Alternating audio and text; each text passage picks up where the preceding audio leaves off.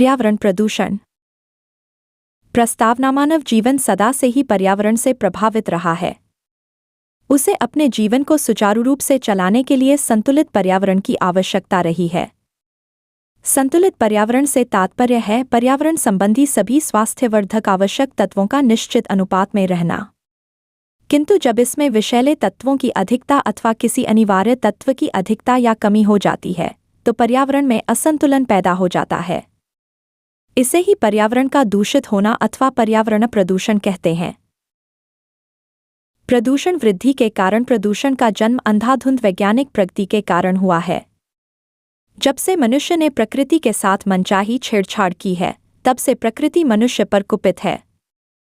मनुष्य ने अपने भवन सुंदर बनाने के लिए वन काटे, पहाड़ तोड़े, हरियाली के बजाय ईंट, बजरी और तारकोल बनाए, दिनरात कारखाने चलाने के लिए विद्युत गृह और तापगृह बनाए। परमाणु भट्टियों और प्लास्टिक जैसी घातक कृत्रिम वस्तुओं के निर्माण, परमाणु हथियारों, बमों और कीटनाशकों में वह पूर्णतया संलग्न रहा। विलास की समस्त वस्तुएं उसने बना डालीं। इन सबका परिणाम यह हुआ कि वातावरण में जहर घुल गया। प्रदूषण के परिणाम। मनुष्य की इस अंधाधुंध प्रगति का दुष्परिणाम यह हुआ कि समूचा परिवेश जीवन घातक तत्वों से भर गया है। वायु में कार्बन डाइऑक्साइड, कारखानों का धुआं, तेजाबी रसायन, विषैली गैसें, रेडियोधर्मी किरणें, खतरनाक जीवनाशक तत्व असंतुलित रूप से घुल गए हैं। प्रदूषण मुख्यतः 3 प्रकार का होता है: वायु प्रदूषण, जल प्रदूषण और ध्वनि प्रदूषण। वायु प्रदूषण। महानगरों में वायु प्रदूषण सर्वाधिक है। यहाँ व्यक्ति स्वच्छ वायु में सांस लेने को तरस गया है। कल कारखानों से 24 घंटे विषैला धुआं निकलता रहता है।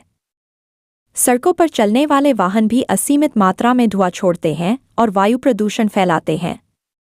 इसके कारण सांस और फेफड़ों के अनेक रोग फैलते हैं।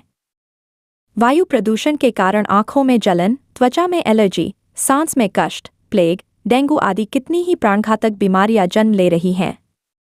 वायु प्रदूषण की समस्याओं का निदान खोजना होगा। वातावरण में शुद्ध हवा के लिए अधिकाधिक वृक्षों को लगाया जाना चाहिए। जल प्रदूषण। जल प्रदूषण का प्रमुख कारण है नदियों में कल कारखानों के प्रदूषित अवशिष्ट जल का बहाया जाना। कारखानों में अनेक प्रकार के रसायनों का प्रयोग किया जाता है। ये रसायन तथा रसायनयुक्त जल मानव के लिए घातक सिद्ध हो रहे हैं। इससे बचाव के उपाय प्रयोग में लाए जाने अनिवार्य किए जाने चाहिए। कारखानों को वाटर ट्रीटमेंट प्लांट लगाने के लिए बाध्य किया जाना चाहिए। नदियों में मृतकों के शवों को बहाने से भी रोका जाना चाहिए।